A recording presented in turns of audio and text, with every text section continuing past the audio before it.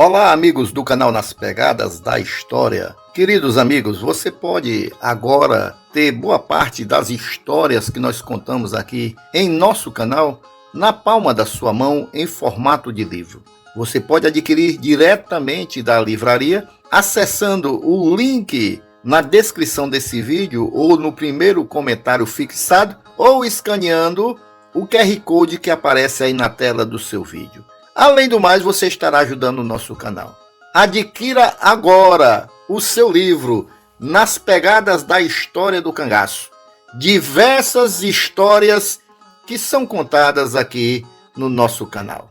O aumento da repressão fez com que Maria de Déa e as demais cangaceiras permanecessem um tempo escondidas na fazenda Maranduba, em Sergipe, perto da fronteira com a Bahia. Lampião e alguns de seus asseclas viajaram até a cidade de Canidé, no mesmo estado, às margens do rio São Francisco, onde Zé Baiano tinha contas a acertar. Era lá que morava a família do soldado Vicente Marques, que havia batido em sua mãe, em busca de informações sobre o bando. Baiano localizou a casa onde morava Maria Marques, irmã de Vicente, e aplicou-lhe o já clássico castigo, marcas de ferro quente, com as iniciais JB no rosto, nádegas e virilha. Se o soldado bulira com mulher de sua família, nada mais natural do que se vingar com as moças ligadas a ele. Como precisasse fazer a excursão render mais, Zé Baiano foi até a zona de prostituição, onde, segundo ouvira falar, batia ponto uma jovem bastante requisitada pelos oficiais. Anísia, também conhecida como Zininha, foi queimada em ambas as faces e teve cabelos retalhados à faca. Depois, a jovem Isaura, esposa de um policial, foi carimbada em 5 diferentes partes do corpo e do rosto. Fim do serviço em Canidé, os seguazes pernoitaram na fazenda Queimadas, de propriedade do coiteiro Pinduca Alexandre, irmão de 2 baianos importantes. Um deles era João Maria de Carvalho, o comerciante de Serra Negra, que, segundo se comentava, desfrutava de um romance com Maria de Déa. Os dois, aliás, permaneciam íntimos. Quando precisava de algo, como alpercatas novas, a cangaceira mandava pedir ao comerciante. O outro irmão era ninguém menos do que o tenente Liberato de Carvalho, um dos mais implacáveis chefes de volante da campanha de Juraci Magalhães contra o cangaço. Carvalho estava naquele instante no encalço de Virgulino e de sua horda. Dias antes, espalhara-se a informação de que receberam ordens para matar o pai de Maria, seu Zé de Filipe. Ao chegar à malhada da Caiçara, entretanto, encontraram a residência vazia. O sogro do capitão viajara para Alagoas a fim de visitar parentes. Coincidência ou não, depois que os cangaceiros passaram por Queimadas, cerca de 80 soldados de Carvalho e do tenente Manuel Neto, aquele para qual o coronel Petronilo Reis denunciara Lampião, localizaram o coito de Maranduba. Antes que os tenentes pudessem organizar o cerco, Maria de Déa percebeu a aproximação. Mesmo na iminência de qualquer ataque, não perderia o tom zombeteiro. "O cachorro azedo está chegando", teria dito a rainha do cangaço. Era nesses termos que ela se referia a Manuel Neto. Num átimo, Lampião distribuiu seus cerca de 30 homens em posições estratégicas, de modo a deixar parte dos soldados, no caso, os homens das forças pernambucanas, no meio do fogo cruzado. Como ocorrera no raso, as mulheres foram prontamente afastadas do epicentro do confronto. Quando os oficiais deram início aos disparos, receberam em troca uma chuva de balaços vinda de inúmeras direções. Confusos, exaustos e sedentos, os macacos começaram a descarregar suas munições aleatoriamente, alvejando os próprios aliados. O tiroteio estapafúrdio resultou na morte de 7 homens do lado das forças oficiais, além de 10 feridos. Dentre eles, o tenente Liberato de Carvalho, baleado em um braço. 2 cangaceiros, Sabonete e Catingueira, morreram durante o combate. Quina, baleado na barriga, agonizaria até que Lampião lhe abreviasse o sofrimento com um tiro de misericórdia. Gravemente ferido durante a peleja, o cangaceiro Bananeira se deixou transportar em uma maca improvisada até um abrigo próximo. Lá foi colocado na sela de um cavalo que o levaria até um segundo coito, onde seria recebido pelo pai. Na ocasião, Lampião ordenou a Volta Seca que dividisse sua montaria com Bananeira. O menino, talvez por asco da aparência moribunda do colega, recusou-se a obedecer à determinação do superior. Alertado por outros cabras de que aquela insubordinação possivelmente lhe custaria a vida, o cangaceiro mirim aproveitou a travessia para se embrenhar no mato e desertar do bando junto com Maria Honorina. Durante a fuga, a mocinha decidiu voltar para a casa da avó. Enquanto isso, Volta Seca procurou refúgio na casa de um coiteiro. Ao ver aquele cangaceirinho diante de si, o fazendeiro teve a ideia de fazer uma média com a polícia. Entregou às forças repressoras que, ávidas por exibir algum troféu, depois da vergonhosa derrota em Maranduba, enviou o menino para Salvador. Volta Seca, que não quisera acompanhar Bananeira no lombo do cavalo, viu-se obrigado a dividir a cabine do trem com o cangaceiro. Ferido e sem condições de acompanhar os colegas, Horácio Teixeira Júnior, nome de batismo de Bananeira, fora detido quando procurava ajuda médica em uma pequena cidade de Alagoas.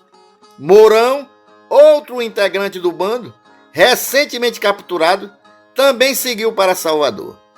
Não se tratava, obviamente, da reencarnação do bandoleiro morto por gato depois de abusar a filha de um coiteiro de Lampião em julho de 1930.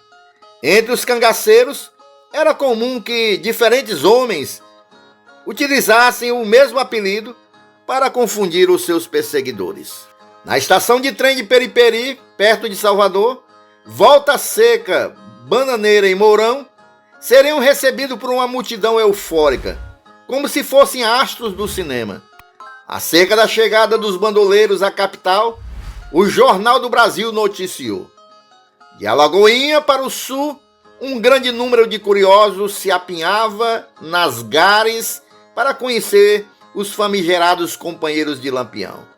Quando o comboio parou, uma onda popular calculada em mais de 2.000 pessoas se precipitou sobre os carros da segunda classe, onde vinha a escolta com os bandidos. De lá, os rapazes foram conduzidos à casa de detenção, onde Volta Seca, com sua aparência infantil e tendência à mitomania, logo se transformaria no centro das atenções. A língua solta de Volta Seca deixou muita gente importante do interior em má situação. Um deles foi o coronel João Sá, chefe político de Jeremoabo, cujo secretário, João Dória, havia dançado com Maria Déa antes de ela se juntar com Lampião. Segundo o cangaceiro dissera aos policiais e jornalistas, o ex-deputado estadual era um dos mais leais protetores de bandoleiros. O repórter do Diários Associados, Vitor do Espírito Santo, sabia que, pelo menos naquele caso, o cangaceiro mirim falava a verdade. Em suas andanças pelo sertão, ao lado de soldados e tenentes, havia escutado de diferentes fontes acusações contra o coronel, a quem definira como um caboclo forte, com uma calvície bem acentuada, tez queimada, olhar vivo e inteligente, sagaz, com todas as manhas do sertanejo e os conhecimentos do homem da cidade. Ao escrever sobre a acusação na revista O Cruzeiro, Espírito Santo fez questão de apresentar a versão do coronel. Há 2 categorias de coiteiros, disse João Sá: no começo da sua explicação, a dos que recebem os bandidos, alimentam-nos e deixam de comunicar a presença dos mesmos à polícia, e há dos que tiram proveitos, transigem com eles, compram-lhes armas e munições, víveres e roupas, vão colher informações nas feiras e indicar-lhes as possíveis vítimas. Estes são criminosos tão repelentes como os bandidos. O coronel João Sá se considerava pertencente a uma terceira categoria, a dos que, em defesa dos seus bens, das suas propriedades, de sua família, enviam aos bandidos quantias que lhes são exigidas. E finalizou lamurioso: por 3 vezes já me vi nessa emergência. As notícias publicadas nos jornais sobre as mulheres do bando aumentaram não apenas a curiosidade dos leitores, como também o empenho da polícia em capturá-las. Em março, 2 bandoleiras foram traídas por coiteiros, categoria cada vez mais colaborativa com a repressão. Joaquina Maria da Conceição, a Lica, esposa de Passarinho, e Sabina da Conceição, companheira de Mourão, o que fora preso junto com Volta Seca e Bananeira. Em julho, seria a vez de Maria da Conceição, companheira de Ferrugem, jovem, bonita e saudável, conforme elogiara o Jornal do Brasil no dia 7. Em meio a tanta tensão, as cangaceiras procuravam, na medida do possível, seguir com suas rotinas. O começo da gravidez de Maria de Déa coincidira com o fim da segunda gestação de Dadá e da primeira de Duvinha, mulher de Virgínio, e de Otília, esposa de Mariano. Em maio nasceu a primeira menina, filha de Dadá. A criança, assim como o primogênito Josafá, também não sobreviveria. Ela, contudo, morreria ali mesmo, no raso, antes que pudesse ser enviada para algum lugar seguro. Pouco depois, os chiques e mandacarus do sertão veriam nascer mais 2 fêmeas, as de Duvinha e Otília. Como determinavam as leis do cangaço, foram rapidamente separadas das mães. Após banhadas e vestidas, foram enviadas juntamente com uma carta escrita por Corisco para um sargento da polícia baiana. Dali a alguns dias, mais uma sertaneja viria ao mundo. Expedita, filha de Maria de Déa e Lampião. Nasceu no dia 13 de setembro, pelas mãos de Rosinha de Vicentão, experiente parteira que atuava nas cidades próximas à fronteira entre Bahia e Sergipe. Segundo se contaria, o parto teria ocorrido sob a sombra de um buzeiro. Caberia juntamente a João Maria de Carvalho, irmão do tenente Liberato e ex-amante de Maria de Déa, a tarefa de encontrar pais adotivos para a menina. Teria sido ele o intermediário entre Lampião e o casal de vaqueiros, Sereno e Aurora, da Fazenda Exu, na cidade de Porto da Folha, em Sergipe. Dona Aurora tinha dado à luz a pequena Maria das Dores havia pouco tempo e ainda a amamentava. Para espantar suspeitas, diria aos vizinhos que as garotinhas eram gêmeas. Como fariam todas as mulheres depois de parir e se despedir de suas bebês, Maria de Déa amarrou um pano forte em volta dos seios, que ficaram imobilizados, apertados e espremidos.